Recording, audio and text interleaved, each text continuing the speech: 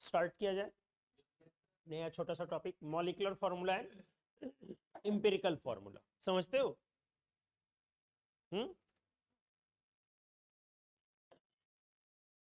चलो आ जाओ।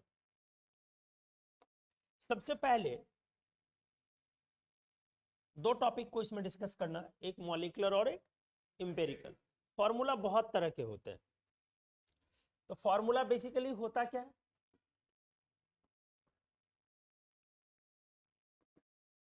Formula basically होता क्या है?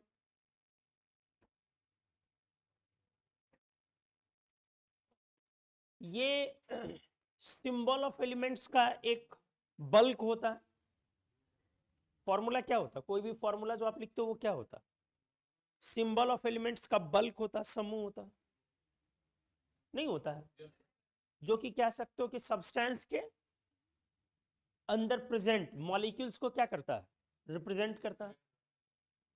फॉर्मूला बेसिकली क्या है? जैसे मान लो आप बोलते हो CH4 मीथेन, तो वो किस चीज को दिखा रहा है?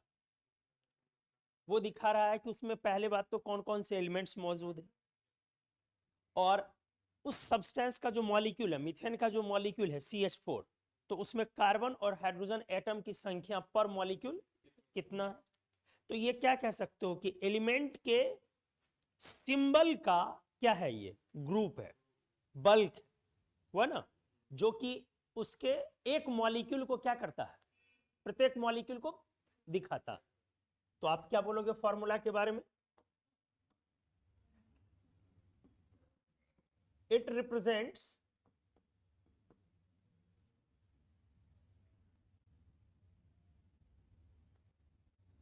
group of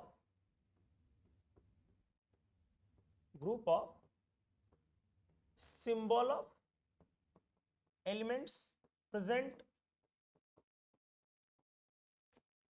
which represents one molecule of the substance। ठीक है? फॉर्मूला बेसिकली क्या रिप्रेजेंट करता है? Group of symbol of elements को, इसी को ना रिप्रेजेंट करता है। ढेर सारे सिंबल ऑफ एलिमेंट्स का ग्रुप, और ये जो ग्रुप है ये किस चीज को दिखाता है? जो कि दिखाता है एक मॉलिक्यूल उस सब्सटेंस का एक मॉलिक्यूल दिखाता। ठीक है? तो ये फॉर्मूला बहुत तरह के हो सकते हैं। मतलब एक बात सिंपल सा इंफॉर्मेशन है कि ये कह सकते हो कि बेसिकली ये दो चीजों को बताता है। Basically it represents chemical combination of elements. किस दो एलिमेंट ने कॉम्बाइन किया है? Basically it represents chemical combination of elements as well as composition भी तो, chemical combination of elements as well as chemical composition of the substance. वो elements जब combine करके लोग कुछ सब्सटेंस बना रहे हैं, तो उस सब्सटेंस के भी किस चीज को बता रहा है? कॉम्पोजिशन को बता रहा। क्लियर भी चीज है? तो बेसिकली ये दोनों चीजों को रिप्रेजेंट कर रहा है, केमिकल कॉम्बिनेशन को भी और केमिकल कॉम्पोजिशन को भी। केमिकल कॉम्पोजिशन किसका? सब्सटेंस का।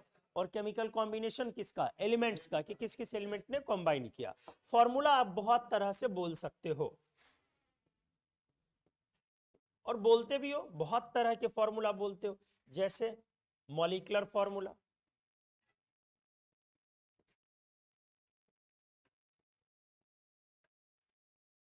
अभी टॉपिक ही है। जैसे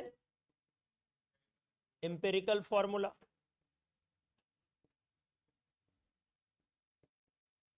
एम्पिरिकल फॉर्मूला में पीई भी चलता है, EMPE, एम्पेरिकल भी चलता है, पेरिकल और पेरिकल दो। तो और भी जैसे कंडेंस्ड फॉर्मूला, एक फॉर्मूला क्या होता है? Condensed formula. एक जगह सबको चिपका के लिख दो, 4 जगह अगर कार्बन है तो एक जगह लिखो, उसके एटम्स को प्रेजेंट करो। और भी होता है, जैसे आपने ऑर्गेनिक में पढ़ा होगा born line formula,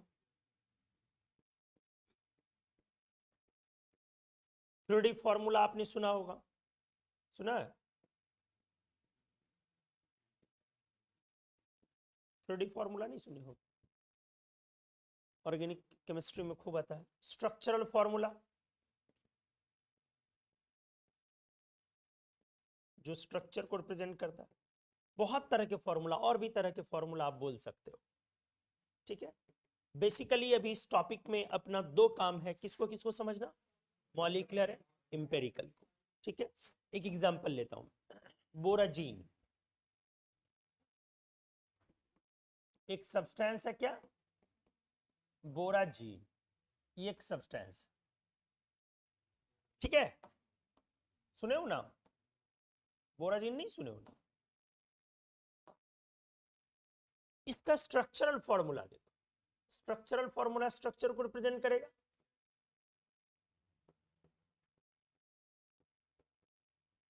boron, nitrogen, boron, nitrogen, benzene समझ रहे हो ना? बेंजीन में ही कार्बन की जगह ऑल्टरनेट क्या लगा हुआ है? बोरॉन और नाइट्रोजन। तो हमारा यही हो गया क्या, स्ट्रक्चरल फॉर्मूला बोराजीन। इसी का एक दूसरा नाम होता है इनऑर्गेनिक बेंजीन। अब क्लियर हो गया?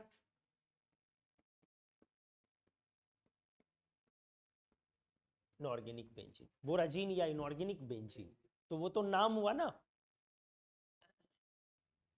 स्ट्रक्चरल फॉर्मूला के बाद अब यहां से इसका निकालो मॉलिक्यूलर फॉर्मूला। बोलो लोग, इसका मॉलिक्यूलर फॉर्मूला क्या होगा? कितने बोरॉन है? 3, तो B3N3H6। अब आ जाओ, मॉलिक्यूलर फॉर्मूला के बाद डिस्कस करें अपन कंडेंस्ड फॉर्मूला। ये क्या होता है जरा देख लो। जहां जहां पे बोरॉन प्रेजेंट है, जहां जहां नाइट्रोजन प्रेजेंट है, जहां जहां हाइड्रोजन प्रेजेंट है, सबको एक जगह लिखो। तो तीनों बोरॉन तो ऑलरेडी एक जगह लिखा हुआ, तीनों नाइट्रोजन ऑलरेडी एक जगह लिखा हुआ, और सारे हाइड्रोजन ऑलरेडी एक जगह लिखा है। अब इसमें से क्या कुछ कॉमन आ सकता है? 3, तो क्या बचेगा बेटा? BnH2। कितने कॉमन है? 3, तो होल 3 आपने लगाया। अब ये कौन सा फॉर्मूला हुआ? कंडेंस्ड। कंडेंस्ड बोलते हो ना, दबा के लिखना, कंडेंस्ड, कंप्रेस करके लिखना। अब अगर इसी का हमें लिखना है इंपेरिकल फॉर्मूला, तो इंपेरिकल फॉर्मूला इसी का बेटा जब लिखना हमें, तो अब ये होल 3 गायब हो गया, इंपेरिकल यही कहलाया, BnH2। क्लियर हो गया? तो एक बात तो बेसिकली अब समझ में आ गई आपको कि मॉलिक्यूलर फॉर्मूला और इंपेरिकल फॉर्मूला में डिफरेंस क्या है, ये आप फील कर सकते हो। अगर मॉलिक्यूलर फॉर्मूला B3N3H6 है, तो उसका इंपेरिकल फॉर्मूला क्या बना? BnH2। मतलब एक फैक्टर है, होल फैक्टर जो बोलते हो, नहीं, वो एक फैक्टर है, वही दोनों को क्या करता है? डिफरेंशिएट। अगर उस टर्म को n लिख दो, जो n डिफरेंशिएट कर रहा है दोनों को, तो अगर उस टर्म को किससे रिप्रेजेंट करो? n से, तो बेसिकली n की वैल्यू कैसे निकाली जाएगी? अब ये दिमाग लगाओ।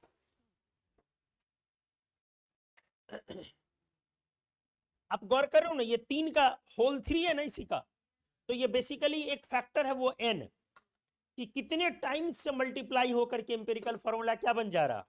Molecular formula. तो मेरा ये कहना है बेटा कि ये बताओ कि वो n कैसे निकाला जाए।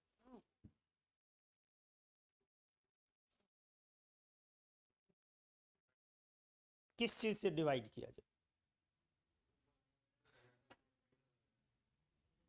मॉलिक्यूलर फॉर्मूला एम्पिरिकल फॉर्मूला का, दोनों फॉर्मूला का नंबर ऑफ एटम्स का रेशियो हो गया, है ना?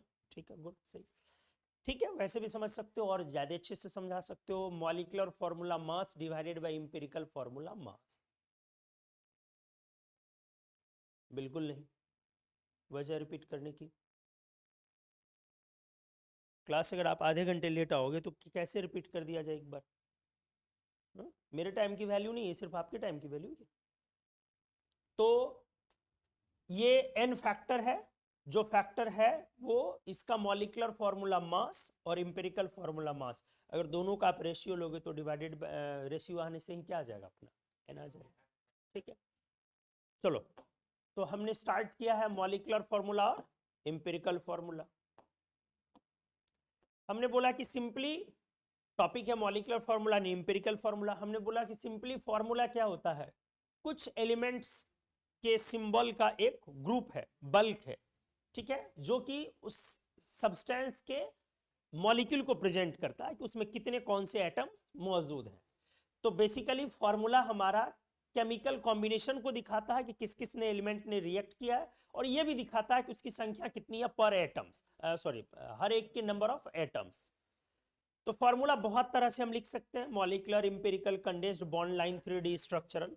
हमने बोला कोई भी सब्सटेंस है जैसे, तो उसका एक कॉमन नाम है, फिर उसके बाद एक उसका स्ट्रक्चर है, तो स्ट्रक्चरल फॉर्मूला हो गया वो, फिर सारे एटम्स को आप जोड़ के लिखते हो वो मॉलिक्यूलर फॉर्मूला हो गया।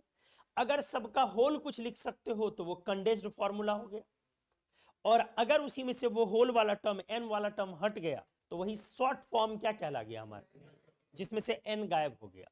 लेकिन मॉलिक्यूलर और कंडेंस्ड का आप क्या देखते हो, नंबर ऑफ एटम्स दोनों में क्या है, सेम है ना।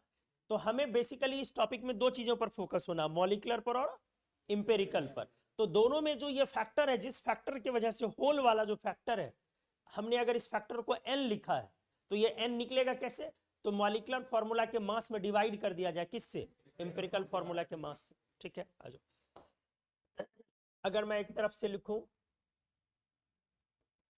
Molecular formula,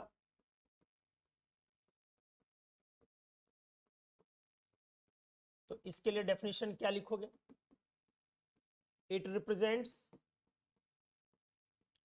exact number of atoms ना, exact number of atoms of elements present in one molecule of the substance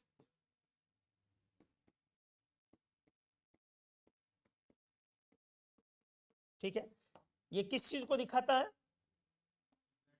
exact number of atoms जो प्रेजेंट है कहां पे, one molecule of the substance में।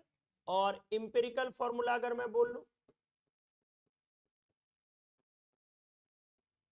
अब बोलो ये किस चीज को दिखाएगा, क्या वो एग्जैक्ट नंबर ऑफ एटम्स को दिखाएगा, नहीं, किस चीज को दिखाएगा, ये उसके सिंपलेस्ट रेशियो को। तो इट रिप्रेजेंट्स सिंपलेस्ट रेशियो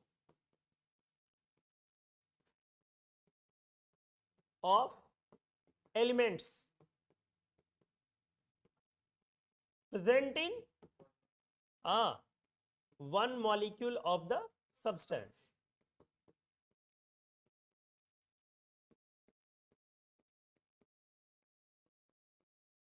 दोनों में ये डिफरेंस हुआ, वो एग्जैक्ट नंबर ऑफ एटम्स को दिखाता और ये किसको दिखाता, सिंपलेस्ट रेशियो। एटम्स भी लगा सकते हो, simplest ratio of atoms presenting, atoms of elements present in one molecule of the substance, दोनों बातें बोल सकते। तो मॉलिक्यूलर और एम्पिरिकल में डिफरेंस क्लियर है। जैसे अगर मान लो कि कोई एक सब्सटेंस हमने लिया, कुछ भी लिख लो, ग्लूकोज, हाँ, तो ग्लूकोज का क्या होगा, एम्पिरिकल, और क्या होगा मॉलिक्यूलर। तो मॉलिक्यूलर तो बेटा वही रह जाएगा, अंदर ग्लूकोज डाल लो, ठीक है बेटा, अंदर हमने लिख दिया ग्लूकोज। तो ग्लूकोज का मॉलिक्यूलर फॉर्मूला क्या हो गया, C6H12O6। अच्छा, इसी का इंपेरिकल फॉर्मूला क्या हो जाएगा, CH2O हो गया। और कंडेंस लगाना है तो यहीं पे क्या आ जाएगा, होल 6 आ जाएगा। जैसे अगर आप मान लो कि लिखते हो दूसरा एग्जांपल, अमोनिया, अमोनिया, तो बोलो इसका इंपेरिकल फॉर्मूला और मॉलिक्यूलर फॉर्मूला। तो क्या ऐसा जरूरी नहीं कि हर बार दोनों डिफरेंट ही हो जाए, बिल्कुल जरूरी नहीं। तो इस तरह से आप क्या बोलोगे, सो empirical formula equals to molecular formula equals to n into empirical formula। और अगर इसके n की वैल्यू आपको निकालनी है तो n equals to molecular formula mass by empirical formula. आपको n की वैल्यू ऐसे निकालनी है। What is MFM? Molecular formula mass. And what is EFM दोस्त? Empirical formula mass. क्वेश्चंस खूब आते हैं इस पर। कुछ एग्जांपल भी कर लो।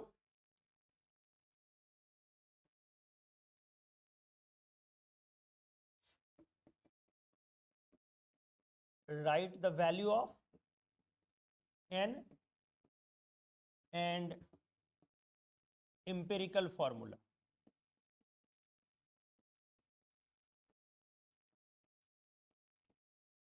of given substances।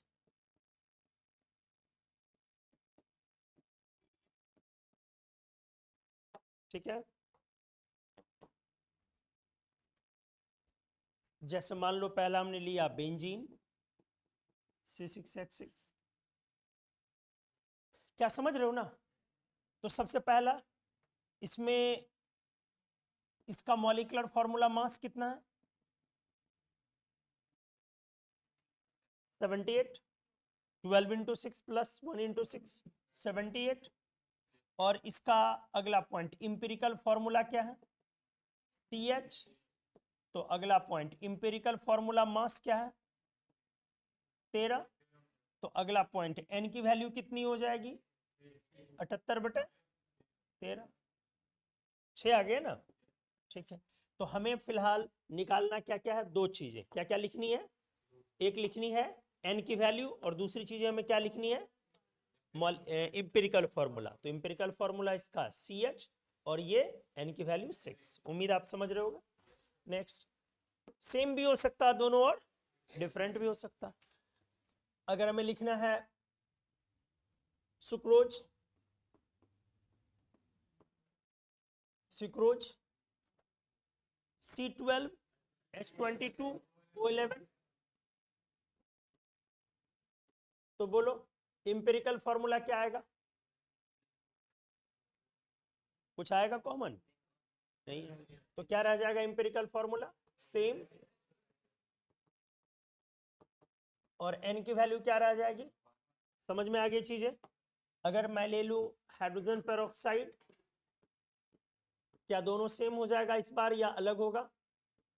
अलग होगा। What is the formula of hydrogen peroxide? H2O2 and the empirical formula will be HO। Clear हो गया?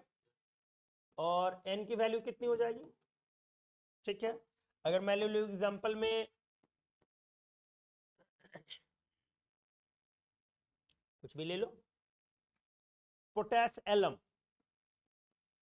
Potash, what is potash alum? फिटकरी। क्या बोलते हो इसको? फिटकरी। क्या नहीं बोलते हैं? फिटकीरी। नहीं, नहीं बोलते, कभी बोलना नहीं, वही बोलते आए हो। फिटकिरी नहीं, फिटकरी। फॉर्मुलाइज K2SO4 Al2SO4 का होल थ्राइस 24H2O। चलो आ जाओ। तो हमें लिखना है सबसे पहले इंपेरिकल फॉर्मूला। तो जब आप इंपेरिकल फॉर्मूला लिखोगे, पोटेशियम एटम्स कितने हैं? कितने हैं? 2। एल्यूमिनियम 2। सल्फर 4। तो 2 मिनिमम नंबर आ रहा है, तो चेक करो क्या 2 कॉमन आ रहा है? नहीं। सल्फर भी इवन में आ गया 4। Oxygen even even even. Hydrogen 48 even. तो सारे क्या है? इवन में आ रहे हैं। तो हमें क्या लेना पड़ेगा? 2 कॉमन। तो बोलो क्या हो जाएगा? KAL। KAL आराम से इंपेरिकल लिखना। आप SO4 बोलो कितना? 3 3 यहां पर और एक 4, आपने 2 कॉमन ले लिया तो 2 और H2O कितना, समझ में आ गई चीजें। तो N की वैल्यू कितनी आ गई,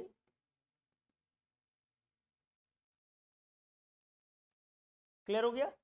तो इंपेरिकल फॉर्मूला जो भी आपका मॉलिक्यूलर फॉर्मूला है, बड़े आराम से उसमें देखना कि क्या कुछ कॉमन आ रहा है या नहीं आ रहा। अगर आ रहा है तो वो रेशियो लेकर के उसको हटा लो। सिंपलेस्ट रेशियो को प्रेजेंट करेगा इंपेरिकल और एग्जैक्ट नंबर ऑफ एटम्स को प्रेजेंट करेगा मॉलिक्यूलर फॉर्मूला। क्या भाई साहब, कब तक आना है इस तरह से, जिसको बोलो लेट हो गया। आइए बैठिए, आगे आइए, एकदम जगह है आगे बना हुआ। चाय पानी लेंगे, मंगवा दूं, लोगे? और इधर शिफ्ट हो जाओ। नए आए हो क्या, नए आए हो, अच्छा ठीक, तो टेंशन में क्यों जुटो। नहीं तो इसके लिए टेंशन क्या है, अरे अपनी क्लास है, आपसे हम है या हमसे आप है, अच्छा दोनों से दोनों है, एक दूजे के लिए। समझदार हो बेटा, पहला ऐसा कोई मिला है, नहीं तो अभी तक तो किसी से पूछो हर कोई यही कहता था, हमसे आप हैं। ठीक है, तो दोनों चीजें हो सकती है, दोनों सेम भी हो सकता है, दोनों डिफरेंट भी हो सकता है। मैलाकाइट सुने हो, what is malachite,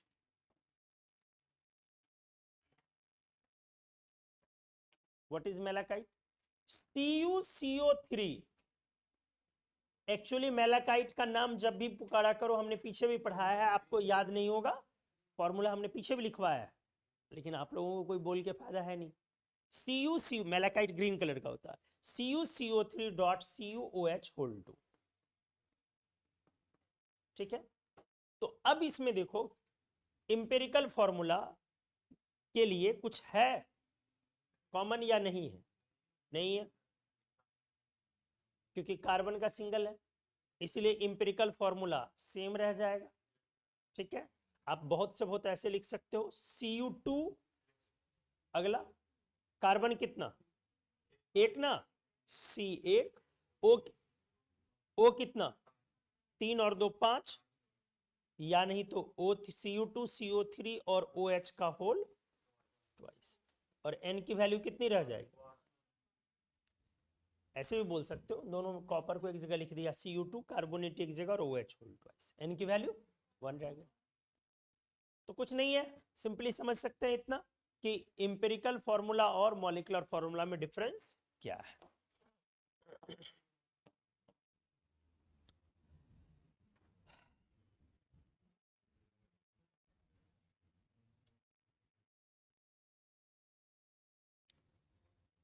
determination of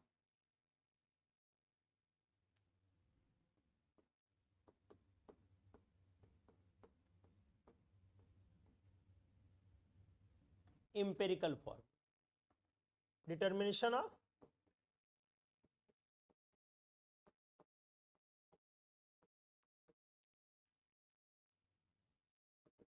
ठीक है, अब हमें निकालना है इंपेरिकल फॉर्मूला किस तरीके से आएगा।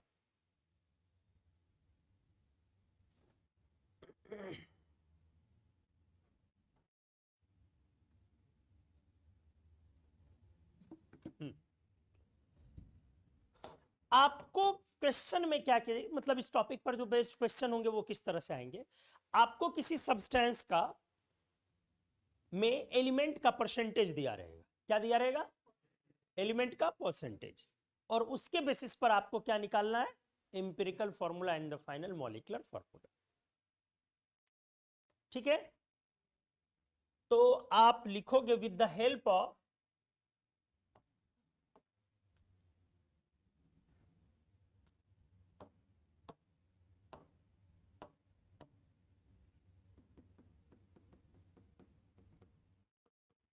with the help of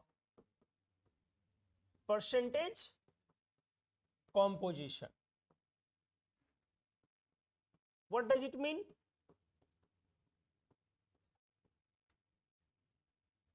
Percentage composition. What does it mean? Percentage of elements. Percentage of elements present ना, और कह सकते हो उनका वेट। परसेंटेज कॉम्पोजिशन का मतलब क्या हुआ, परसेंटेज ऑफ एलिमेंट्स प्रेजेंट, या फिर क्या कह सकते हो वेट, या कह सकते हो वेट परसेंट, या कह सकते हो weight ratio.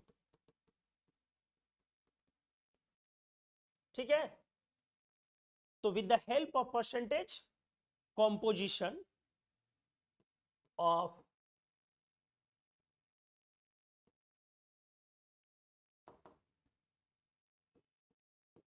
substance we can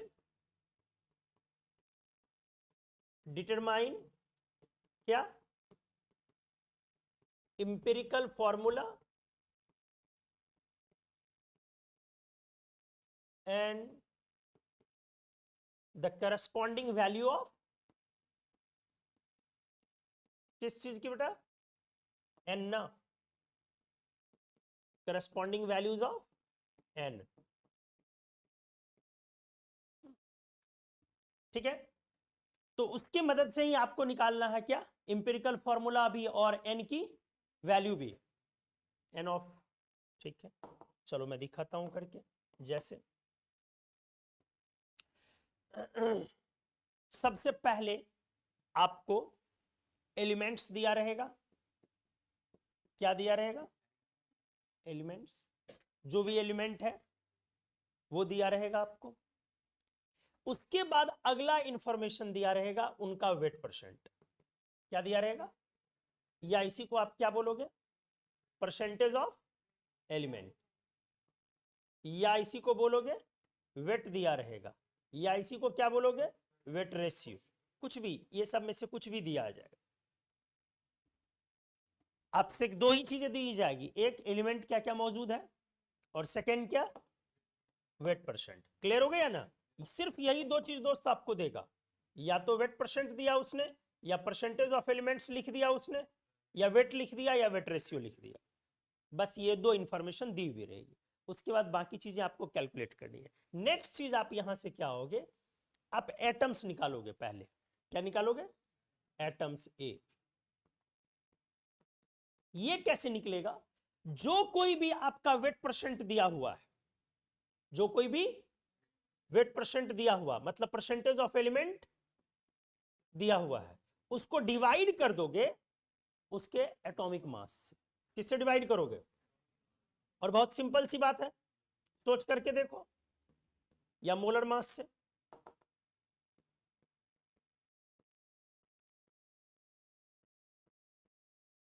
यही तो करते हैं ना अपन, जो परसेंटेज दिया हुआ एलिमेंट का उसको डिवाइड करना है किससे, एटॉमिक मास से या मोलर मास से। इससे हमारा क्या आएगा, एक टर्म एटम्स।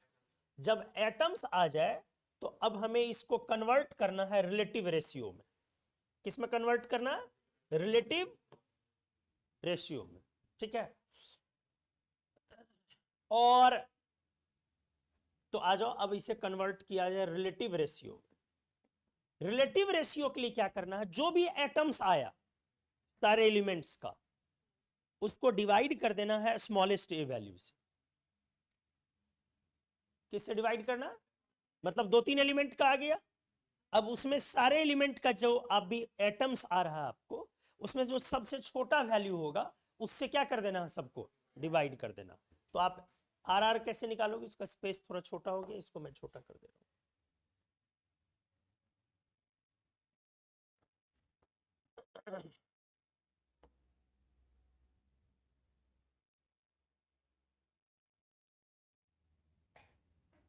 हाँ, कैसे निकालोगे, एटम्स को डिवाइड कर लोगे लोग किससे, स्मॉलेस्ट ए वैल्यू से।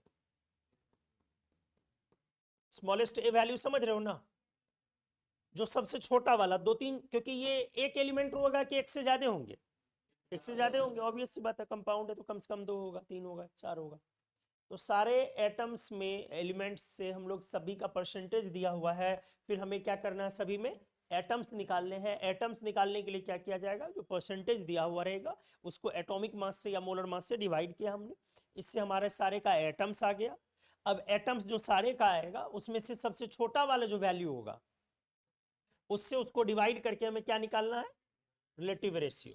जब आपको रिलेटिव रेशियो निकल जाए इसके बाद अब इसको कन्वर्ट करना है सिंपल रेशियो में, मतलब एक स्मॉलेस्ट होल नंबर वैल्यू में, S R. What is R R? Relative ratio. And what is S R? Simplest ratio. इसके लिए क्या करना है, आर आर जो कोई भी आएगा, रिलेटिव रेशियो जो कुछ भी आएगा, इसको आपको मल्टीप्लाई करना है किससे, सुटेबल और स्मॉलेस्ट पॉसिबल होल नंबर से।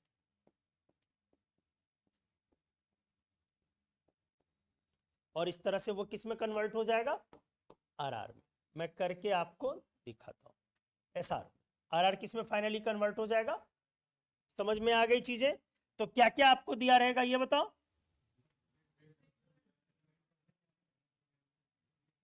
एलिमेंट का परसेंटेज, वेट दिया जाएगा, और उसको फिर क्या करना है,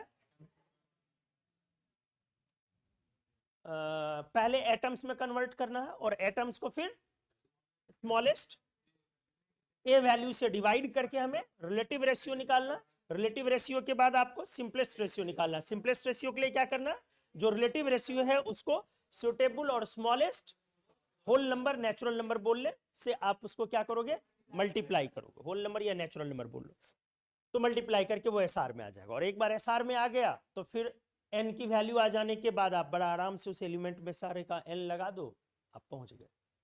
एग्जाम्पल करके दिखाऊं, एक क्वेश्चन करता हूं फिर आपको बनाना।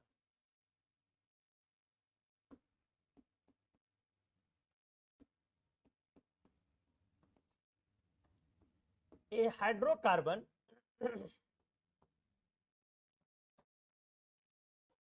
हाइड्रोकार्बन मतलब कार्बन और हाइड्रोजन, एलिमेंट्स क्लियर हो गया। हैविंग 80% ऑफ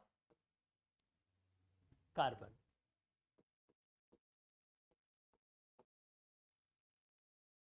एक हाइड्रोकार्बन है जिसमें 80% क्या है, carbon he. If the molecular formula mass of, कुछ दे दिया, हाइड्रोकार्बन इज 30, ठीक है। कैलकुलेट, सॉरी, फाइंड द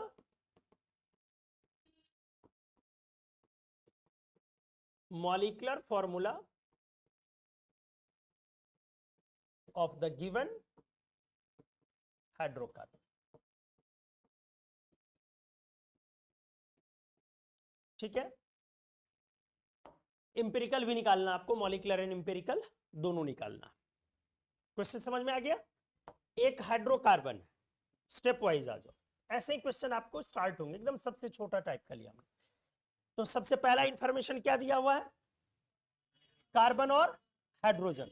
तो सबसे पहले देखो आराम से, यहां पे मैं क्या लिखूं लोग, एलिमेंट्स। तो दो एलिमेंट्स हैं, कार्बन और,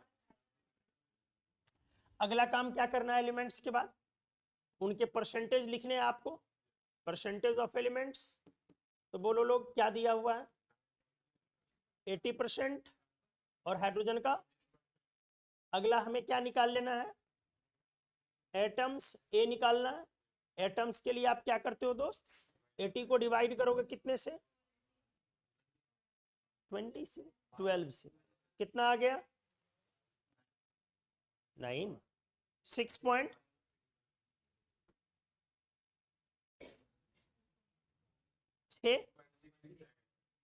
आ गया। अच्छा 20, ध्यान से।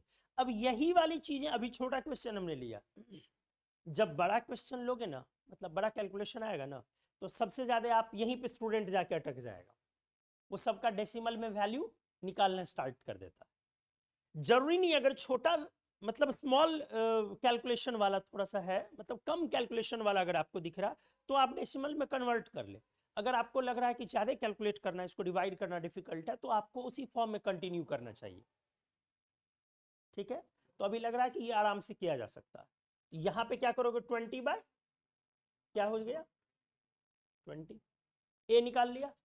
अब हमें क्या इसमें करना है, आर आर। तो आर आर के लिए हमें क्या करना है, स्मॉलेस्ट ए वैल्यू से इन दोनों में से छोटा कौन है। देखो इसका वैल्यू, इसका काम बस यही निकालने में है, इसलिए इसमें डेसिमल के बाद 2-3 डिजिट में नहीं जाना। समझ में आया क्या बोला हमने, ये हमने क्यों डिवाइड किया है, बस इसमें छोटा पहचानने के लिए। तो छोटा कौन है, ऊपर वाला। तो अब वही पकड़ पकड़ लो, इसको छोड़ दो, तो उससे डिवाइड कर दोगे स्मॉलेस्ट ए वैल्यू से, तो क्या हो जाएगा ये 1, और इसको डिवाइड करोगे तो क्या आ जाएगा स्मॉलेस्ट ए वैल्यू से, तो 20 22 80 और ऊपर चला गया बेटा 12। कुछ समझ में आया। अब वही डेसिमल वगैरह वैल्यू निकाल लोगे तो फिर आगे तुम खुद फंस जाओगे। तो उसका काम क्या है, सिर्फ ये देखना कि कौन छोटा है। ये छोटा है हमारा वैल्यू, सॉरी। तो अब ये क्या आ गया, कितना बेटा 3 आ गया। देखो हमारा आर आर आ गया 3। अब हमें इसमें किस में कन्वर्ट करना है, तो ऑलरेडी ये नेचुरल नंबर में है या नहीं है, ऑलरेडी प्रेजेंट है नेचुरल नंबर में, तो क्या कुछ छेड़छाड़ करने की जरूरत नहीं है, नहीं है। 1 और 3 रह जाएगा। अब ये हमारे इंपिरिकल फॉर्मूला में नंबर ऑफ एटम्स तक हमें पहुंचा रहा। तो इस तरह से बोलो हमारा इंपिरिकल फॉर्मूला क्या बन गया, CH3। अब कन्वर्ट करना है किसमें, मॉलिक्यूलर फॉर्मूला। कैसे पता चलेगा, ध्यान से, हमने किया n की वैल्यू निकालनी होगी, तो n की वैल्यू हमें कितने कैसे आ जाएगी, molecular formula mass divided by empirical formula. कुछ समझ में आया। तो मॉलिक्यूलर फॉर्मूला मास हमारा कितना दिया हुआ 30, इंपिरिकल फॉर्मूला हमने निकाल लिया, तो कितना आ गया 12 और 3 15, कितनी आ गई 2। तो हमारा मॉलिक्यूलर फॉर्मूला का आंसर क्या हो जाएगा, C2H6। कितने लोग को आ गया समझ में, हाथ उठाओ। गुड, नोट करें पहले यहां तक। किसी को कोई कंफ्यूजन, तो अगर आप इस तरह से बढ़ोगे तो कितना भी मुश्किल क्वेश्चन रहेगा ना, यहां पे बस क्या करना, हर बार डिवाइड करके वैल्यू नहीं कैलकुलेट करना, बस यहां पर एक रफ आइडिया लेना कि कौन सा छोटा हो। आर आर, आर आर कैसे निकाला, एटम्स में किससे डिवाइड करते हो, आर आर कैसे निकाला जाता है, अभी किया हमने, एटम्स में डिवाइड करते हो एटम्स को किससे, स्मॉलेस्ट ए वैल्यू से ना, जो सारे का ए आएगा उसमें स्मॉलेस्ट ए वैल्यू से आप डिवाइड कर दोगे। तो इन दोनों में छोटा कौन है, 80/12, 80/12, उससे डिवाइड किया तो वो 1 में कन्वर्ट। चलो पेज 1 कर दूं।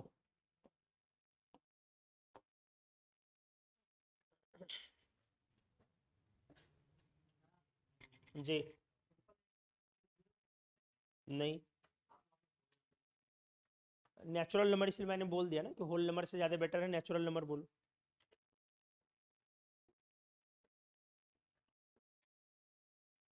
और सिंपलेस्ट रेशियो आप लाओगे कि आएगा,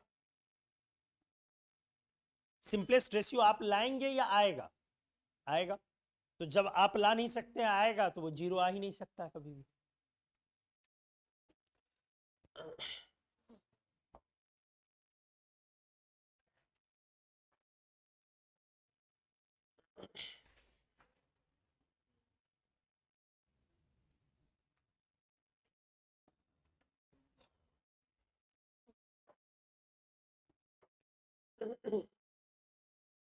क्लियर हो गया।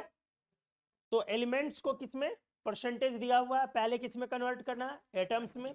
एटम्स में सबसे छोटे वाले वैल्यू से डिवाइड करके रिलेटिव रेशियो में, और रिलेटिव रेशियो को एक एसआर में कन्वर्ट करना हमें कैसे, एक सुटेबल स्मॉलेस्ट नेचुरल नंबर से आप मल्टीप्लाई कर लोगे तो वो उसमें कन्वर्ट हो जाएगा। ठीक है,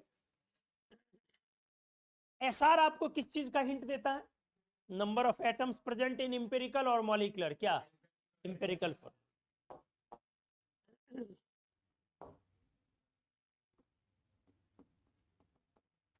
एन ऑक्सीजनेटेड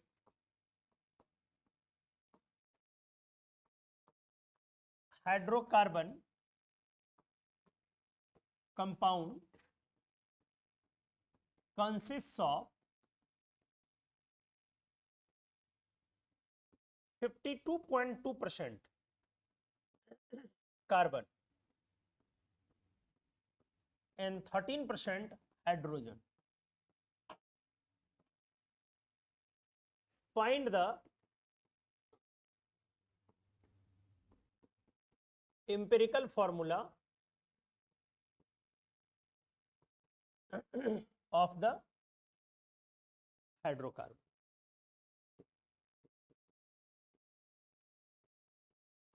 समझ में आया क्वेश्चन? बनाओ जल्दी जल्दी। देखो बहुत सिंपल है, हमने मॉलिक्यूलर फॉर्मूला मास नहीं दिया है, इसलिए हमने क्या आपसे नहीं पूछा, मॉलिक्यूलर फॉर्मूला नहीं पूछा। हमने क्या बोला कि कब इंपेरिकल पूछेगा, जब मास नहीं देगा, मॉलिक्यूलर फॉर्मूला मास, क्योंकि हमें एन की वैल्यू निकालनी पड़ेगी। बनाओ। एक ऑक्सीजनेटेड हाइड्रोकार्बन कंपाउंड है जिसके पास 52.2% क्या है, कार्बन, एंड 13% क्या है, हाइड्रोजन। तो आपको बताना है इंपेरिकल फॉर्मूला उस ऑक्सीजनेटेड हाइड्रोकार्बन कंपाउंड का।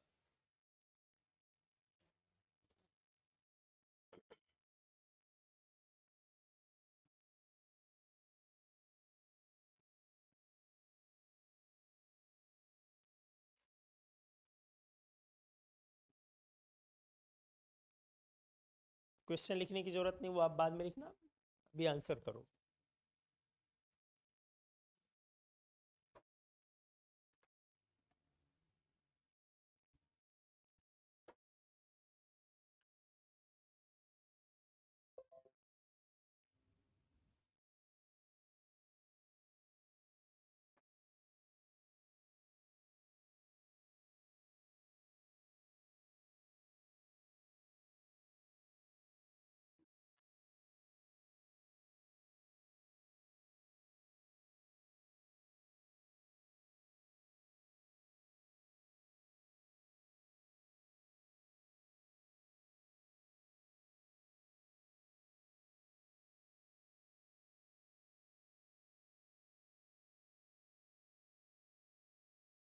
आया?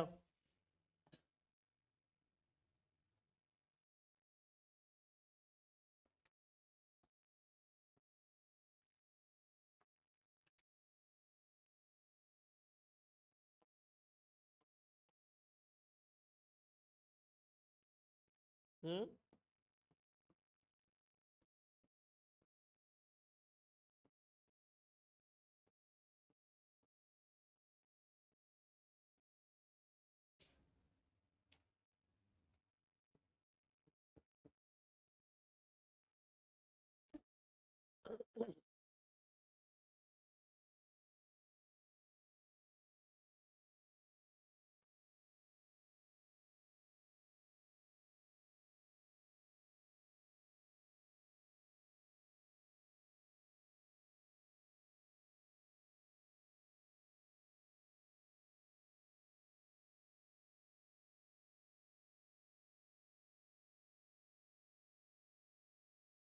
आया किसी का?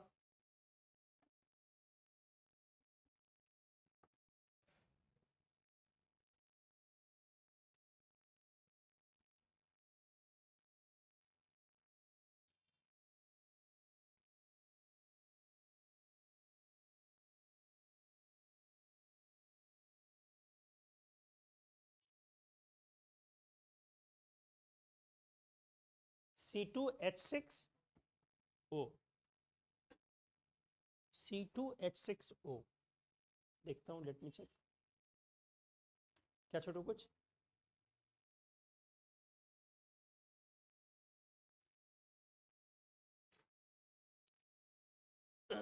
अभी जेई एडवांस्ड में भी ये पूछा गया लास्ट ईयर।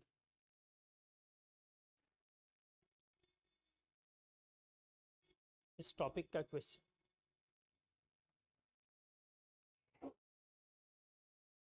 नहीं,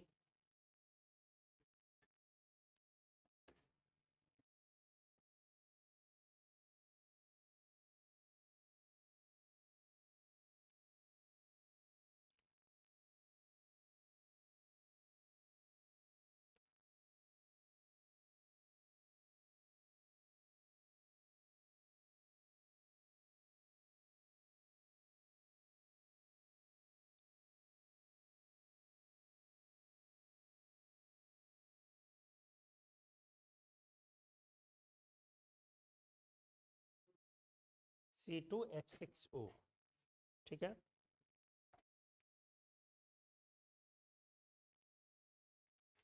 चलो मैं कैलकुलेट करूं, आ जाओ। हमारा दिया हुआ है एक oxygenated hydrocarbon. What does it mean? इसमें 3 एलिमेंट होंगे, कौन कौन? कार्बन, हाइड्रोजन और ऑक्सीजन। नेक्स्ट दिया हुआ है कि इसमें 52.2% कार्बन और हाइड्रोजन कितना, तो दोनों ऐड करके 100 माइनस करोगे, यही ना, 34.8%। ये आ गया 3 एलिमेंट। अब अगला काम तो बहुत सिंपल है, आपके पास 3 चीजें आ गई, सी, एच एंड, अब अगला परसेंटेज तीनों का लिख दे, 52.13 और 30.8, ये परसेंट आ गया।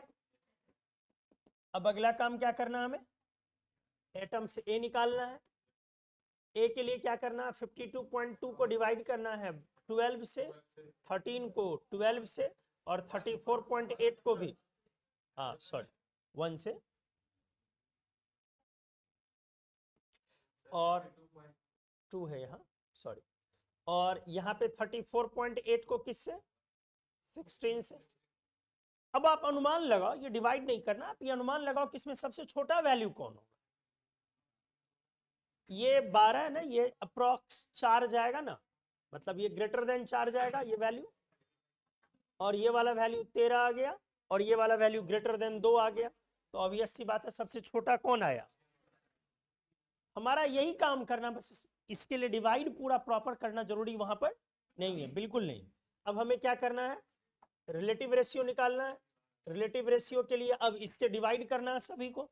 आराम से आ जाओ, ध्यान से, यही वाले स्टेप में मात खाते हैं लोग। हमने बोला यही 2 स्टेप ही है जो है, तो ये वाली वैल्यू क्या आ जाएगी, 1। अब देखो हमें इसी से डिवाइड करना है, तो ऊपर में है 52.2 डिवाइडेड बाय 12, अब उसको डिवाइड करना है 34.8 डिवाइडेड बाय 16 से। अब ये जरा देखो वो वैल्यू क्या आ रहा है, लगभग 4 पॉइंट लगभग, चलो कितना आ रहा है, 4.3 आया ना, 4.3। और ये वाली वैल्यू कितनी आ रही है, ये वाली 2 पॉइंट कितना,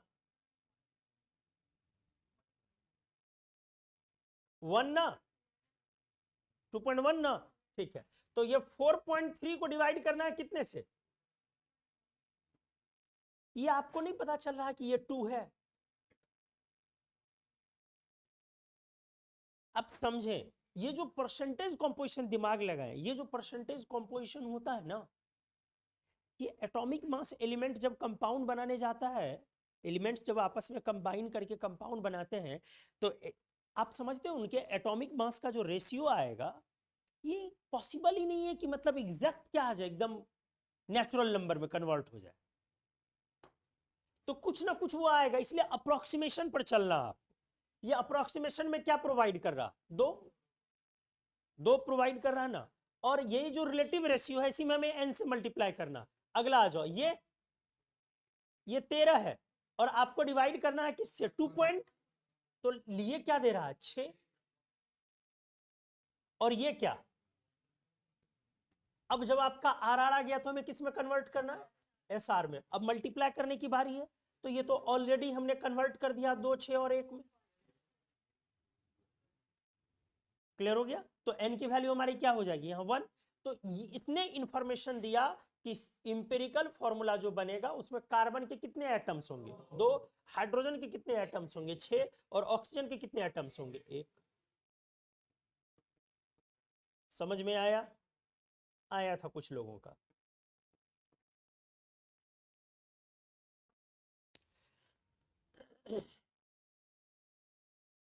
क्लियर हो गया अच्छे से? एक और क्वेश्चन करोगे?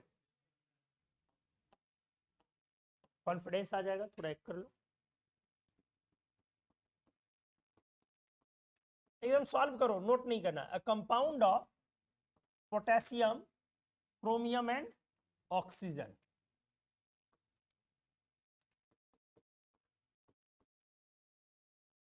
ठीक है, विथ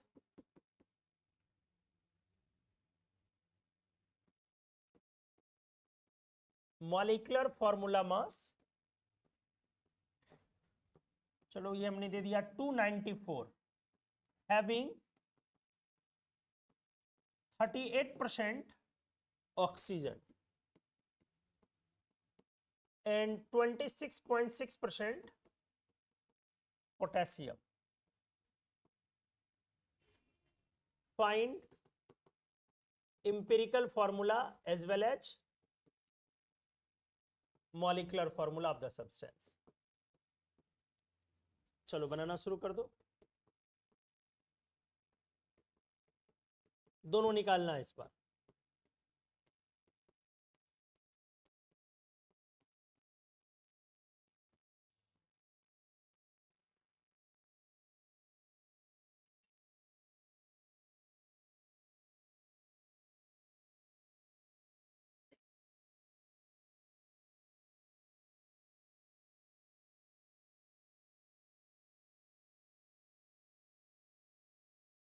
फिफ्टी टू कितने बार तो यूज किया क्रोमियम 52,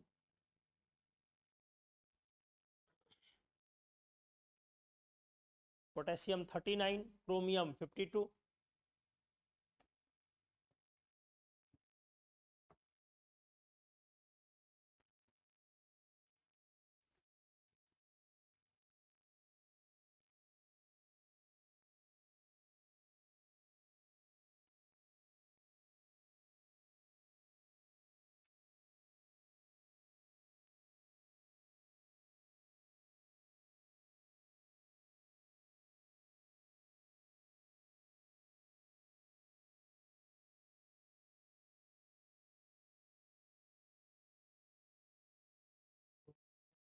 क्रोमियम।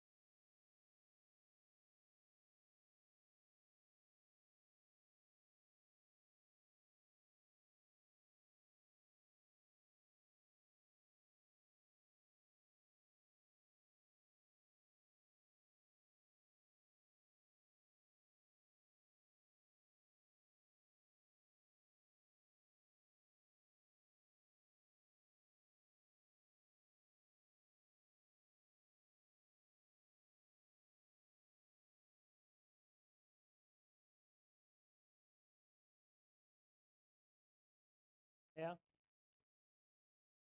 कुछ आया किसी का?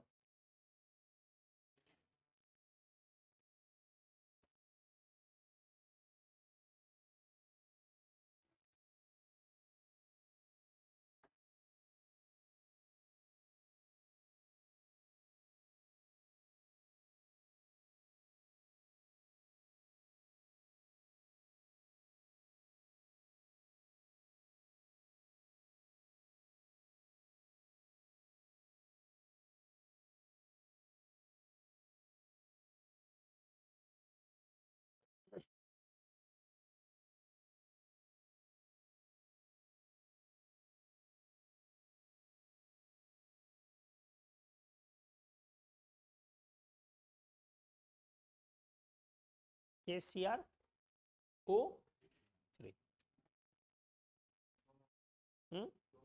दोनों का KCrO3 गुड। KCrO2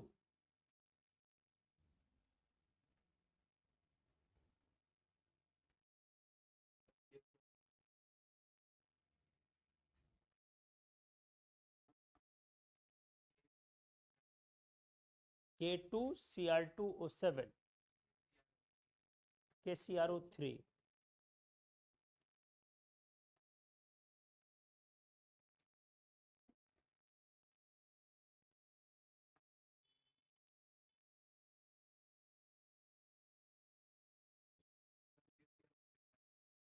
फिर 2 से पहले 3, 3 से 2, 2 से 3। अच्छा थोड़ा सा एरर आया था। अब KCrO3 आपका है। KCrO3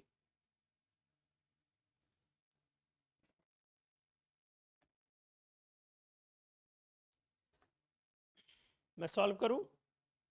हमने ये एक IIT का क्वेश्चन दिया K2 KCrO3 यही ना बनाऊं? चलो आ जाओ। 3 एलिमेंट है पोटेशियम, क्रोमियम एंड ऑक्सीजन। 26.6%, 35.4% और 38%। पहली बात कि पोटेशियम, क्रोमियम और ऑक्सीजन दिया है तो दिमाग में भैया अपने 2 कंपाउंड चलना चाहिए। ऐसे भी अगर आपकी इनऑर्गेनिक ठीक ठाक हो तो 2 कंपाउंड तो ऐसे भी चलना चाहिए आपके दिमाग में। क्या क्या? कि कहीं ये K2CrO4 तो नहीं, या फिर K2Cr2O7 तो नहीं, क्योंकि इन दोनों के तो यही 2 फेमस कंपाउंड होते हैं। लेकिन ऐसा कोई गारंटी नहीं कि एक दो, कुछ और तीसरा भी तो हो सकता है, कुछ और भी हो सकता है। ठीक है, अपन 2 नॉर्मल यूज करते हैं।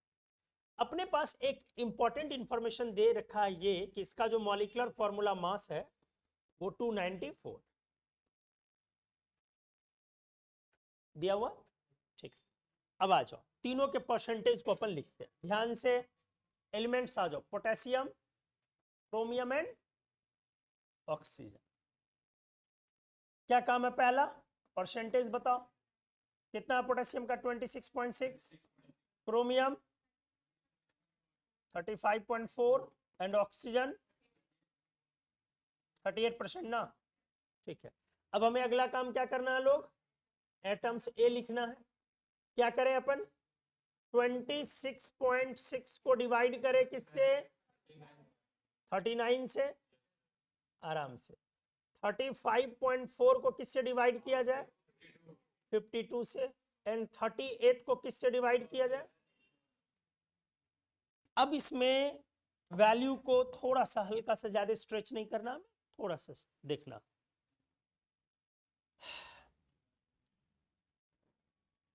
ये 2.604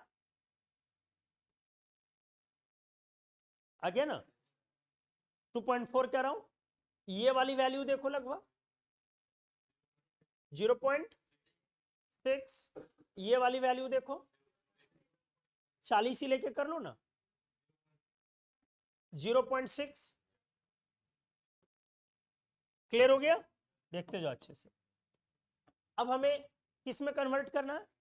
इसमें सबसे छोटी वाली वैल्यू, ये दोनों ही है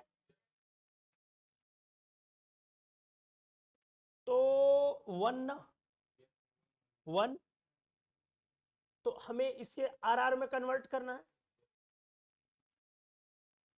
1 1 और ये 3 4 ना,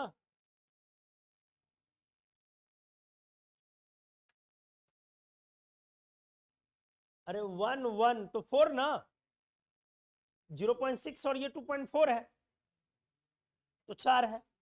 तो जो आपका अब सिंपलेस्ट रेशियो आया 1:4, तो जो कंपाउंड फॉर्मूला बना, इंपेरिकल फॉर्मूला, वो क्या बना, के सी आर। आराम से सुन, अब आपको मॉलिक्यूलर फॉर्मूला मास दे रखा है कितना, 294। इंपेरिकल फॉर्मूला मास चेक करो कितना आ रहा है, 39 प्लस 52 प्लस 64। आराम से कोई हड़बड़ी नहीं।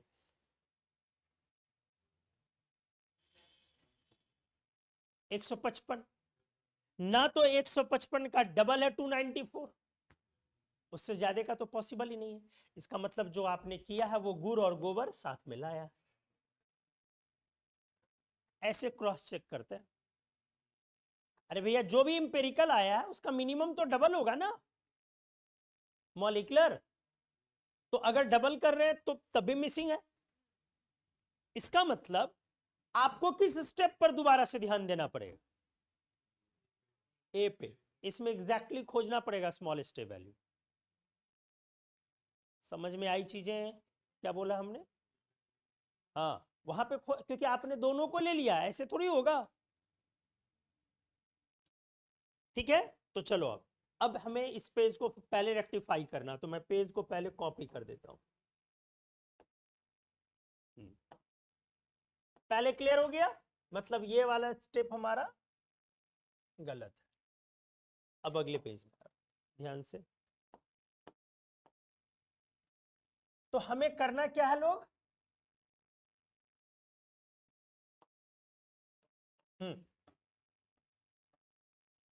बोलो। अब पहले ये पता करो कि इसमें स्मॉलेस्ट ज्यादा छोटा कौन, कौन ज्यादा छोटा, के या सी आर। वैल्यू इसके लिए लिखो, 0 पॉइंट लगाओ, आराम से लगाओ ना, क्यों हर बड़े क्या करना, 0.6, उसके बाद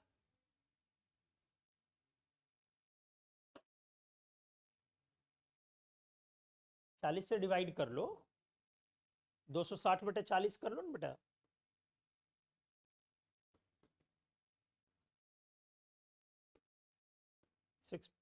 5 ना आ गया, 0.65, इसमें आ जाओ, 350/50 कर लेना। अरे बोतल, इतना तो सिंपल है, 7 ना आ गया। अब क्या करोगे, अगला काम क्या करोगे बोलो, सबसे छोटा वाला, तो किससे डिवाइड करोगे, रिलेटिव रेशियो के लिए, ये वाला ना सबसे छोटा वाला आया ना, तो इससे डिवाइड करोगे, तो ये आ गया 1। अब इसको करो,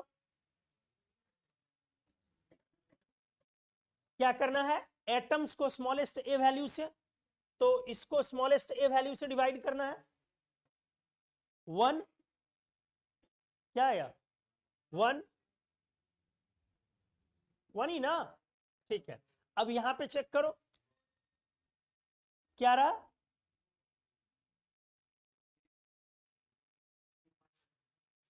डिवाइड गलत क्यों ना,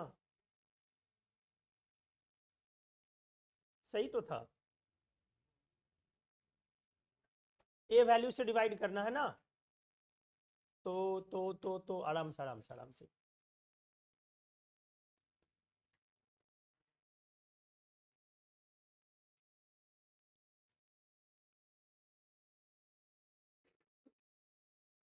यही है ना, बोलो, हाँ यही है, ठीक है। क्या आ गया लगभग,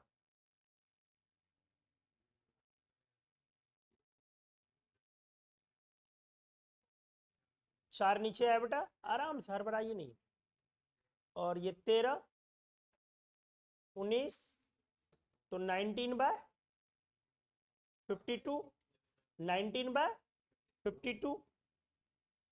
कोई दिक्कत? फिर से चेक कर लो। 19/52। अब ये RR आया, अब क्या करना हमें? SR में कन्वर्ट करना है। तो क्या जाहिर सी बात है, क्या बेटा 1 से मल्टीप्लाई होके हो सकता है? नहीं। 2 से नहीं, 3 से, 4 से,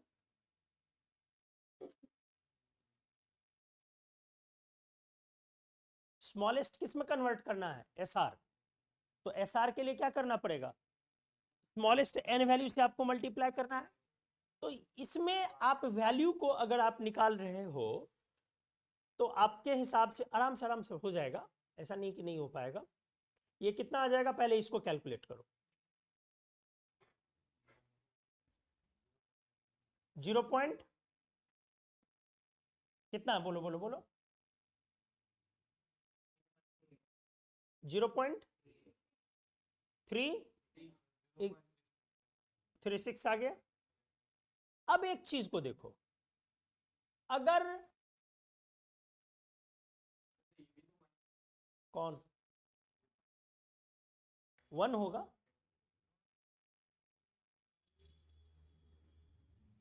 वन कहां? ये जो लिए हो, ये तो डिवाइड किए हो ना छोटो, उससे ना 0.36 आया ना। ठीक है। अब देखो, यदि के, CR और O की संख्या, हालांकि डायरेक्टली बनाओगे तब तो वहां से हिंट उठाओगे तब तो एक बार में सॉल्व हो जाएगा, यहां से हिंट उठा लोगे तो, लेकिन मैं उधर ध्यान नहीं ले जाना चाह रहा हूं। यहां से अगर हिंट उठाओगे तो एक बार में आ जाएगा, आपका वहीं से आया।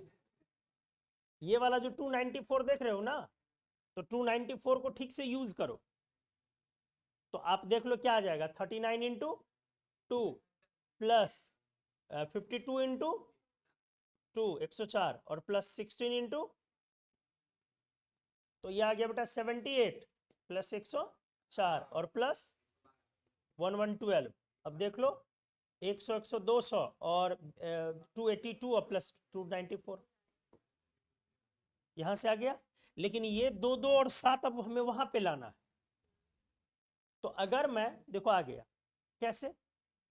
आप इसको 2 में कन्वर्ट करो, इसको 2 में कन्वर्ट करो, समझ में आया? तो इसमें इसको 7 में कन्वर्ट कर लो।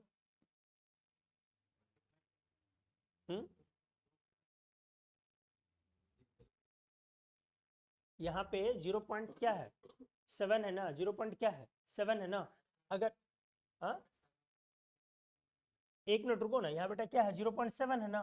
तो 0.7 को आप 1 में कन्वर्ट कर रहे हो, 0.7 को 1 में कन्वर्ट कर रहे हो, तो यहाँ पे कितना है वैल्यू? 2 पॉइंट कितना था?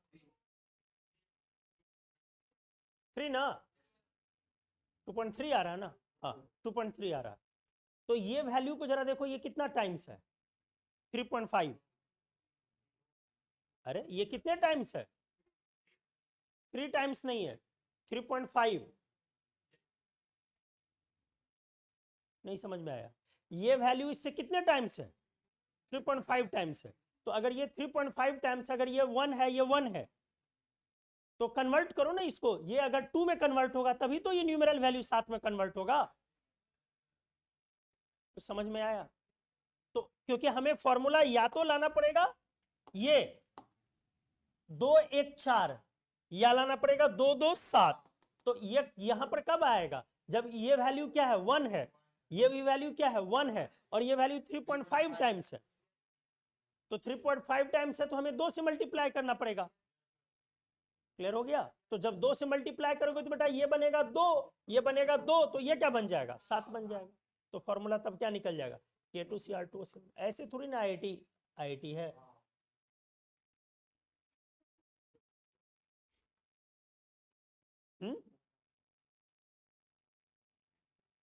आया समझ में?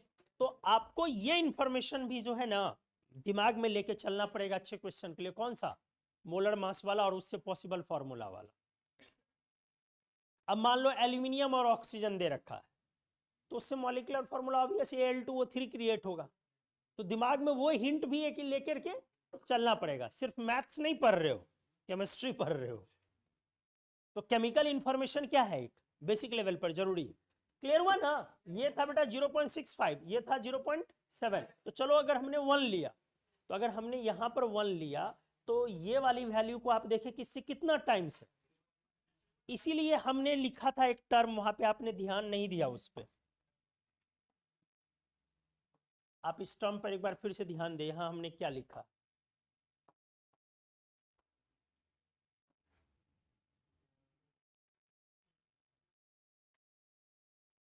सिर्फ ये नहीं है कि छोटे वाले वैल्यू से गुना कर देना, सुटेबल, ऐसा सुटेबल लाना है जो मोलर मास को सूट करे।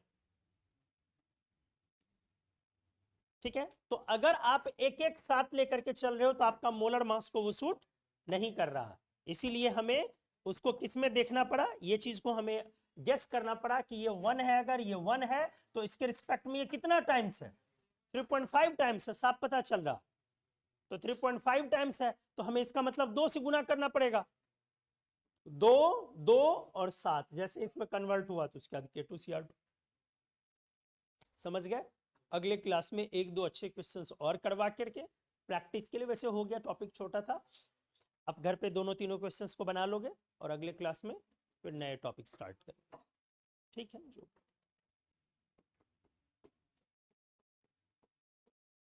Compound of CH and N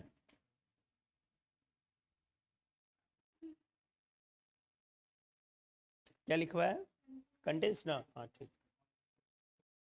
contains these elements in the ratio 9:1:3.5। ठीक है, if the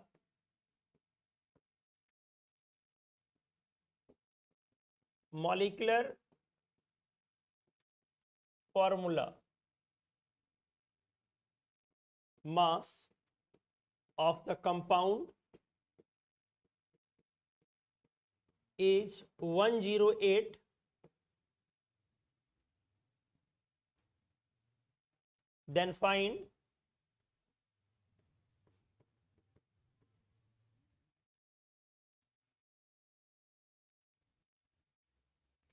then find molecular formula of the compound।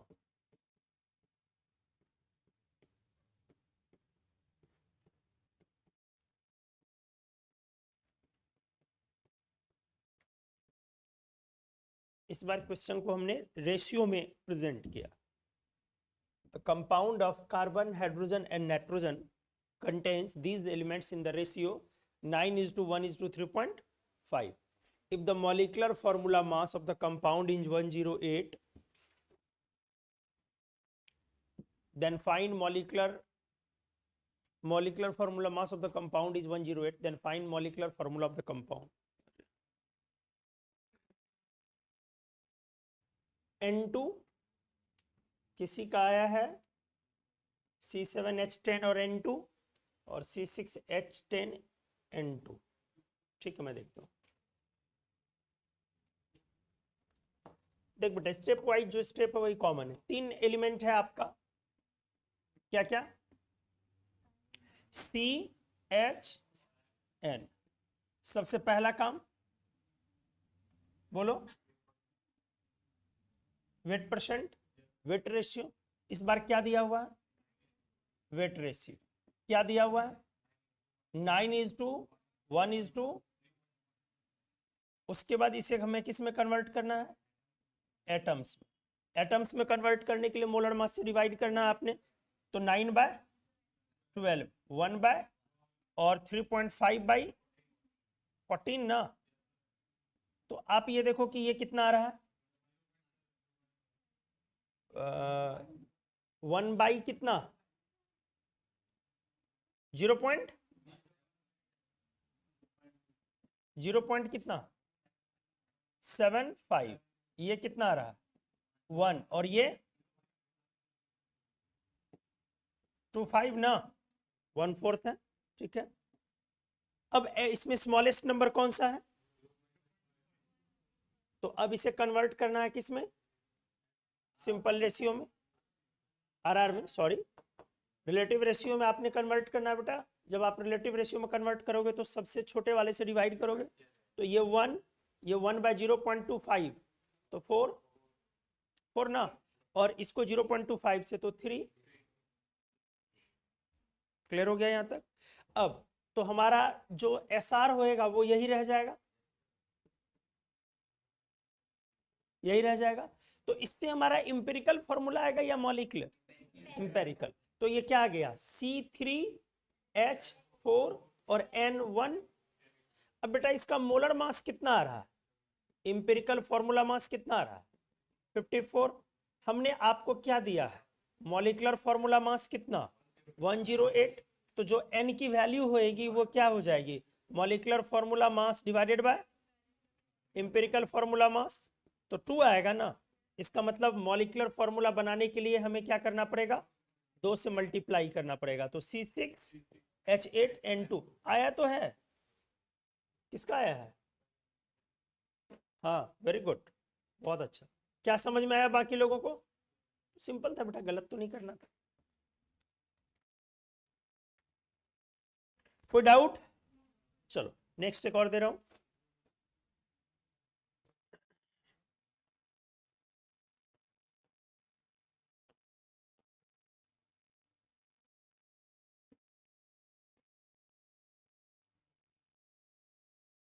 oxides of a metal having 50% and 40% metals respectively in their formula.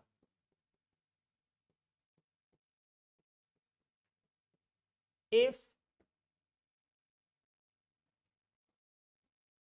formula of the first oxide is MO, then find the formula of second oxide of metal.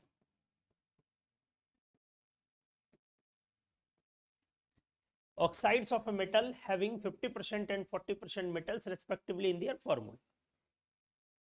ठीक है, एक metal है, उनके oxides है जिसमें 50 और 40% क्या है, मेटल है रेस्पेक्टिवली, और एक ऑक्साइड का उनमें से फॉर्मूला एमओ है, तो दूसरा वाला ऑक्साइड का फॉर्मूला आपको बताना।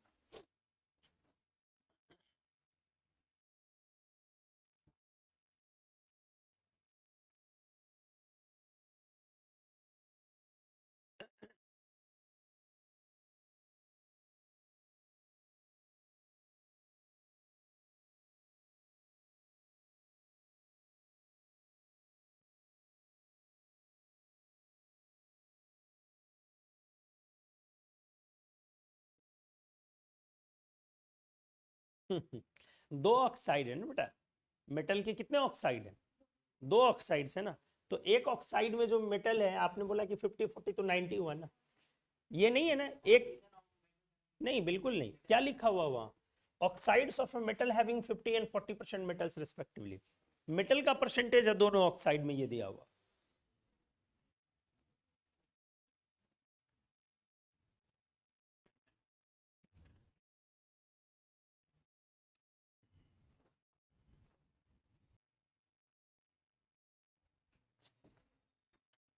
क्या है छोटू आपका, M2O3।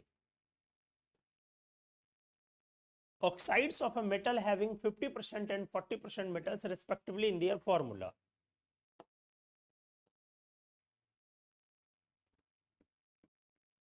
देखो एक मेटल है, इसका 2 ऑक्साइड है, ठीक है, अच्छे से सोचो। तो 2 ऑक्साइड है, कैसे पता चला 2 ही ऑक्साइड है, क्योंकि फॉर्मूला अदर का सेकेंड ऑक्साइड का पूछ रहा, फर्स्ट का दिया हुआ। तो दो ऑक्साइड है, अब एक का फॉर्मूला क्लियर है MO, आराम से सोचो, एक का फॉर्मूला क्लियर है, तो ऑक्सीजन की तो वैलेंसी -2 है, इसका मतलब है कि इसकी वैलेंसी कितनी है, +2। क्लियर है। अब इसमें 50% क्या है, मेटल, और 50% क्या है, ऑक्सीजन। नहीं, 40% क्या है, दूसरे मेटल में, मेटल ऑक्साइड में मेटल, जबकि यहां जो एक मेटल ऑक्साइड है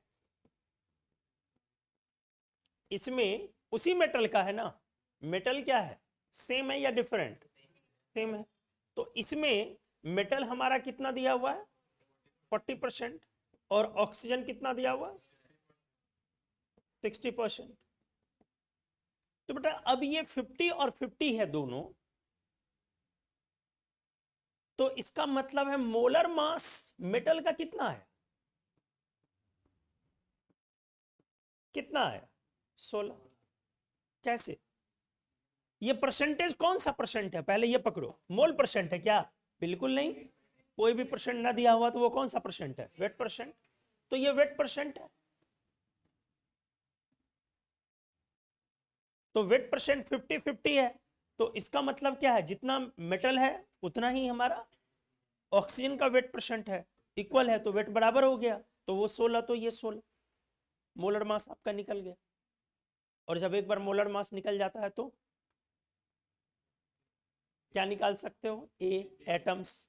तो आप इसमें देख लो, इसमें आपके पास दो तरीके से बना सकते हो इसको, एक या तो सिंपल मैथ्स लगा के, या एक फॉर्मूला लगा के। सिंपल मैथ्स लगा करके भी तुरंत बन जाएगा, क्योंकि अब आपको पता है मेटल का परसेंट, मोलर मास कितना है, 60% है, 16 है, और परसेंट कितना है, 40 है, और इसका परसेंट कितना है, 60 है, और मोलर मास। तो एक सिंपल मैथ से भी बनेगा, या दूसरा उपाय आप इससे भी बना सकते हो। कैसे, यहां आपने लिखा क्या, मेटल, और यहां क्या लिखा, ऑक्सीजन। अब आपको क्या दिया हुआ, वेट परसेंट मालूम है, वेट परसेंट कितना है बेटा, नहीं 40 ना, 40 ना, और ये कितना है, तो आप क्या निकाल सकते हो, एटम्स, 40/16 एंड 60 बाय कितना आएगा ऊपर वाला, 2.5, ये कितना आया, 2 कैसे आएगा, 3.75। छोटा नंबर ये है, तो हमें निकालना है पहले सिंपल रेशियो 1, सॉरी बार बार आ रहा, रिलेटिव रेशियो 1, और ये कितना होगा, 2.5 से डिवाइड करोगे तो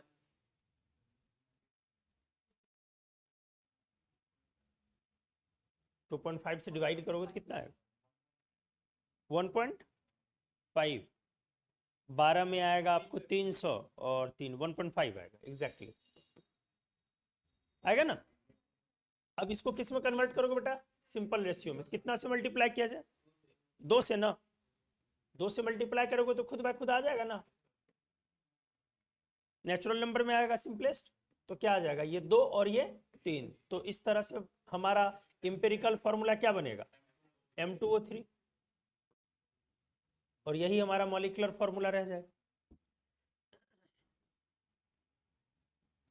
M2O3 आया था आपका। या आप यहां भी सिंपल मैथ्स लगा सकते हो, कैसे, ये 16 इसका मोलर मास है, और इसका 40% है, और ये आपका 60% है, और मोलर मास कितना है, तो क्या ऐसा लिया जाए कि दोनों का पार्ट 40 एंड 60 में कन्वर्ट हो जाए। जैसे अभी देखो, अभी ये किया, अब देखो इसमें ये कितना है बेटा, 16 इंटू 2 32, और इसका देख लो 16 इंटू 3 कितना, 48।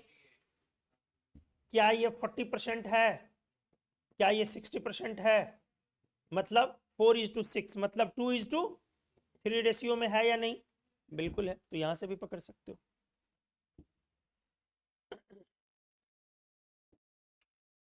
क्लियर हो गया, नहीं है डाउट, आना चाहिए था, ये क्वेश्चन तो बनना चाहिए था। मोलर मास तुरंत पता चल जाएगा ना यहां से कितना।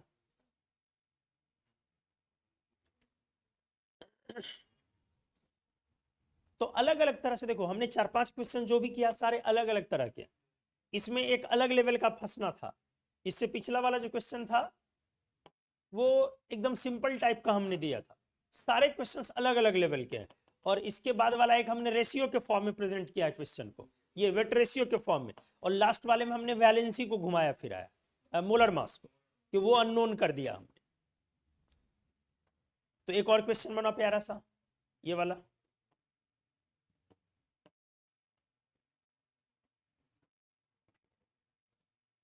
Iron forms 2 oxides. आयरन 2 तरह के ऑक्साइड बनाता है।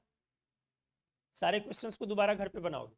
Iron forms 2 oxides for the same mass of iron, the mass of oxygen combined in the first oxide is 2/3 of the mass of oxygen combined in the second one. Then the ratio of valency of iron in first and second oxide। बड़ा प्यारा और अलग तरह का question. अच्छे से question को पढ़ो, 2 बार पढ़ो, 3 बार पढ़ो, और थोड़ा थोड़ा पढ़ के उसका इंफॉर्मेशन जो दिया हुआ वो पहले कलेक्ट करो, गैदर करो। आयरन के 2 ऑक्साइड्स हैं। यदि सेम मास ऑफ आयरन लिया जाए तो जो ऑक्सीजन कंबाइन होकर ऑक्साइड बनाएगा, फर्स्ट ऑक्साइड में वो 2/3 है अमाउंट ऑक्सीजन का। किसके रिस्पेक्ट में? तो सेकेंड ऑक्साइड में जो ऑक्सीजन कंबाइन हुआ उसके रिस्पेक्ट में। तो आपको आयरन की वैलेंसी का रेशियो निकालना है। आराम से बनाइए, टेक योर टाइम। 3:2, 3:2, 2:3। अच्छा, 3:2, 2:3, 1:1।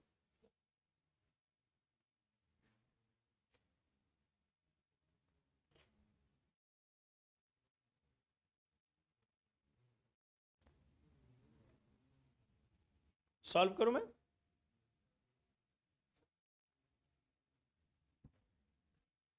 देख रहे हो क्वेश्चन का क्या इंपॉर्टेंस होता है। थियरी तो थोड़ा सा पढ़ लो निकल जाओ, कुछ है नहीं। क्वेश्चंस अलग अलग तरह के बनाने बहुत ज़रूरी होते हैं, क्योंकि आप किस तरीके का अचानक बॉम्ब फेस करोगे एग्जाम में आपको नहीं मालूम। इसलिए खुद आपको पहले अलग अलग लेवल के अलग अलग तरह के क्वेश्चंस प्रैक्टिस करके जाने। थियरी में तो कुछ नहीं था, परसेंटेज कॉम्पोजिशन में सिंपल सा था। क्या निकालो? वेट रेशियो, वेट जो भी दिया हुआ है आप एटम्स में कन्वर्ट करो, एटम्स को रिलेटिव रेशियो में कन्वर्ट करो, और रिलेटिव रेशियो को सिंपल नेचुरल नंबर में कन्वर्ट करने के लिए कुछ मल्टीप्लाई करो स्मॉलेस्ट वैल्यू से देख करके कि क्या लिया जाए कि वो नेचुरल नंबर में कन्वर्ट हो जाए, और उससे इंपेरिकल फॉर्मूला लिख दो। चलो आ जाओ, मैं बनाऊं। देख बेटा,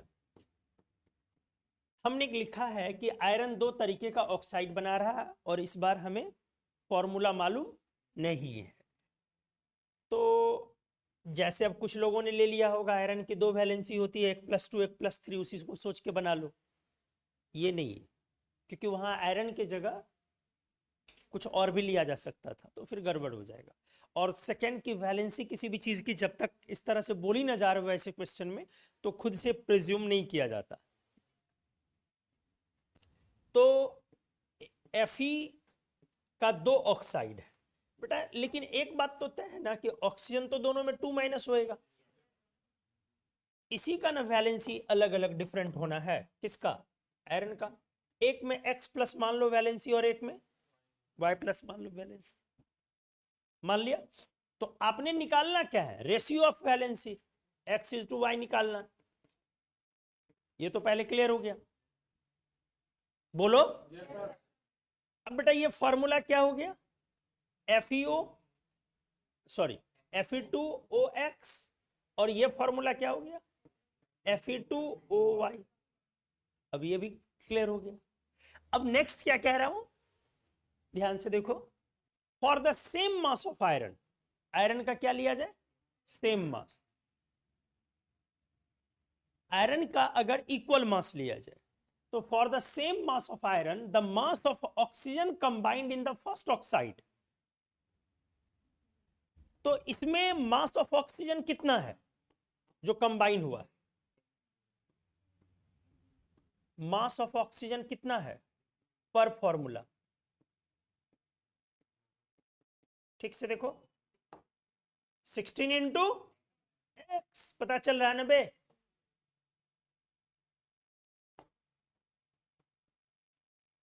पर फॉर्मूला 16 इंटू, यही मास ऑक्सीजन का कंबाइन हो रहा। इस तरह से सेकंड वन में क्या कंबाइन हो रहा, ये पता चल गया। अब क्या कह रहा कि mass of oxygen combined in the second one जो है उसके बारे में, नहीं सॉरी यहां पे है, for the same mass of iron, iron के किस मास के लिए? सेम मास के लिए। आयरन का मास दोनों में क्या लिया गया? सेम। तो for the same mass of iron, mass of oxygen combined in the first oxide 16x is 2/3 times of. कुछ समझ में आया? क्लियर है? अच्छा देखो, क्या यहां से यहां में इस पार्ट को ध्यान में रखा गया है फॉर्मूले में या नहीं, कि मास ऑफ ऑक्सीजन जो है, आयरन जो है वो सेम है? कैसे? For the same mass of iron, क्या इस बात को जेहन में रखा गया है या नहीं? ये लिखने में रखा गया है। कैसे बेटा? दोनों में Fe2 था, Fe2 है। यहां भी क्या है? Fe2, और यहां भी क्या है? Fe2 versus. तो यहां भी हमारा आयरन का जो भी आप 56 लिखते हो, तो ये बेटा कितना हो गया? 112, और ये भी क्या हो गया? 112। तो मास हमने क्या रखा? सेम। तो हमने इस बात का पूरा ख्याल रखा है कि वेट जो है दोनों का सेम है आयरन का।